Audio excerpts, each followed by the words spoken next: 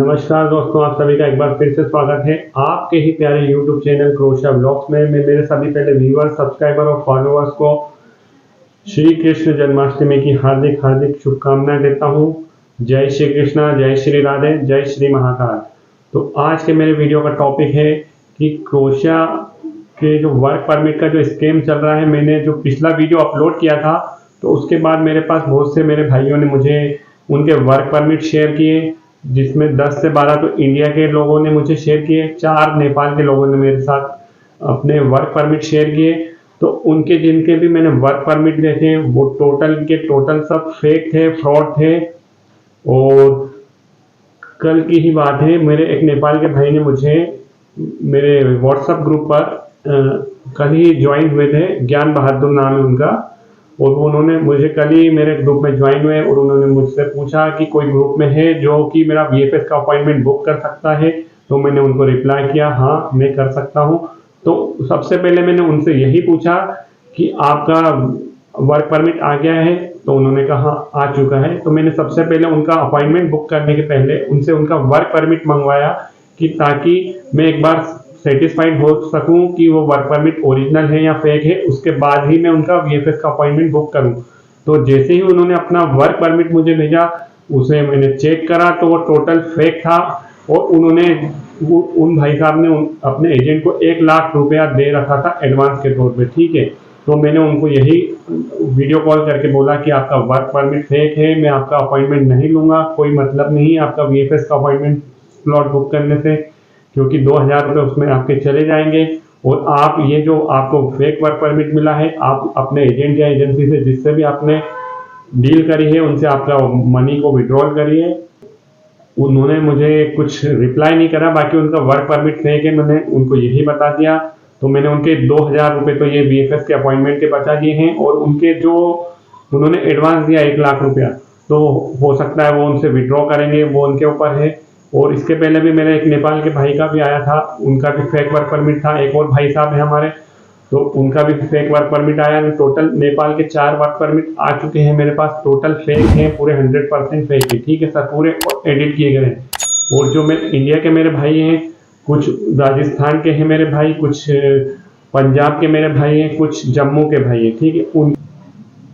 मैं मेरे उन भाइयों से मैं जरूर रिक्वेस्ट करूंगा जिनका भी वर्क परमिट मेरे पास आया था और उसको मैंने चेक करा वो फेक था, और उसके बाद मैंने उनसे यही कहा था कि अगर आप चाहें तो आपकी एजेंसी या एजेंट का नाम बताइए, तो मैं उनको पब्लिकली वीडियो के माध्यम से या कम्युनिटी पोस्ट में उनका नाम बिल्कुल डाल दूंगा कि मेरे और कुछ भाई जो इन फ्यूचर क्रोशिया का प्रोसेस करने वाले हैं, तो वो उन एजेंट्स जो फ्रॉड एजेंट्स क्या बोले उनको, फ्रॉड स्कैमर से बच सके, ठीक है।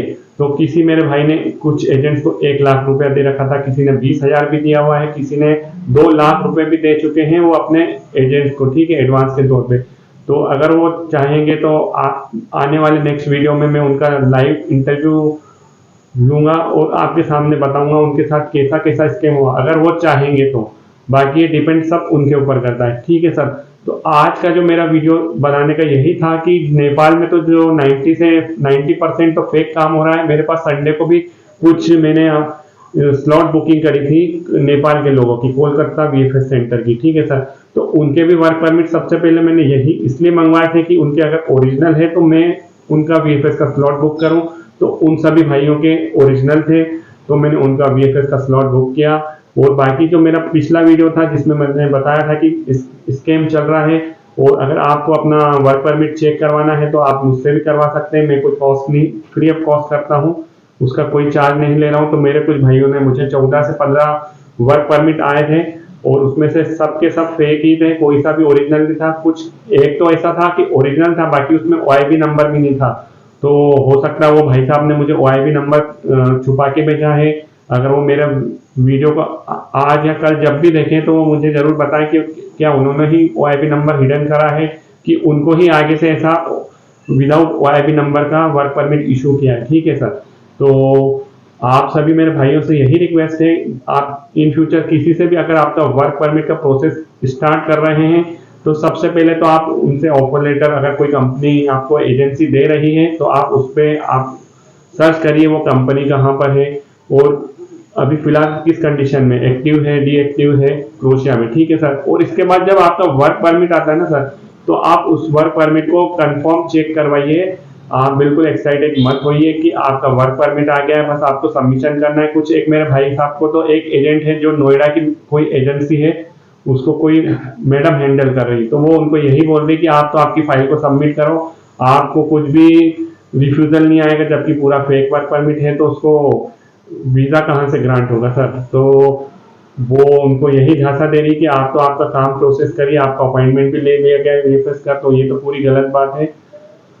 तो मैं क्या कहूँ, मेरे इस वीडियो के माध्यम से मैं फिर आप सभी को अलर्ट कर रहा हूँ, जब भी आपका वर्क परमिट आए तो आप उसको चेक करवाइए। देखिए वर्क परमिट का प्रोसेस क्या होता है ये भी आप समझिए कि वर्क परमिट का प्रोसेस आपको सबसे पहले आपके डॉक्यूमेंट्स भेजना है, उसके बाद आपको ऑफर लेटर आएगा, उसको आपको साइन करके भेजना है, ठीक है सर। उसके बाद आपको एक सबमिशन स्लिप मिलेगी, यानी आपका क्रोशिया में वर्क इन प्रोग्रेस चालू हो चुका है, ठीक है सर। उसमें आपका नाम रहेगा, आपकी कंपनी का नाम रहेगा, उसमें आपका जब भी प्रोसेस चालू हुआ उसकी डेट रहेगी। तो इस बात की श्योरिटी हो जाएगी कि आपका एजेंट आपके साथ धोखा तो नहीं कर रहा है। अगर उसने वो अगर ओरिजिनल एजेंट है यानी ऑथेंटिक एजेंट है, तो आपको बिल्कुल आपकी जो प्रोसेस क्रोशिया में स्टार्ट किया हुआ है सबमिशन स्लिप आपको बिल्कुल प्रोवाइड करेगा। तो इससे आपको थोड़ा 100% तो ये श्योर हो जाएगा कि आपका क्रोशिया का प्रोसेस चालू हो चुका है। नहीं तो आपको 6 से 8 महीने तक का ऑफर लेटर देके बिठा दिया जाएगा, या 3 महीने बाद या 2 महीने बाद हो सकता है आपको ऐसा ही नकली फेक वर्क परमिट आपको इशू कर देंगे और आप उसको खुशी खुशी वीएफएस सेंटर में सबमिट कर देंगे। जब आपका रिफ्यूजल आएगा, आपका जब डिसीजन आएगा 2 महीने 3 महीने बाद, जब आपको पासपोर्ट रिसीव होगा और उसमें रिफ्यूजल का लेटर निकलेगा, जब आप बिल्कुल शॉक हो जाएंगे और आप अपने आप को ठगा महसूस करेंगे। तब आपको जो फ्रॉड एजेंट है वो यही कहेगा कि रिफ्यूजल आ गया है, जो आपने उसको 1 लाख 2 लाख या जो भी एडवांस दिया होगा वो पूरा आपका डूब जाएगा। वो यही कहेगा कि आपका पूरा प्रोसेस में लग गया, जो फाइल प्रोसेस में लग गया, जो कि पूरा का पूरा सरासर झूठ रहेगा। खत्म, bye bye, tata, goodbye, गया।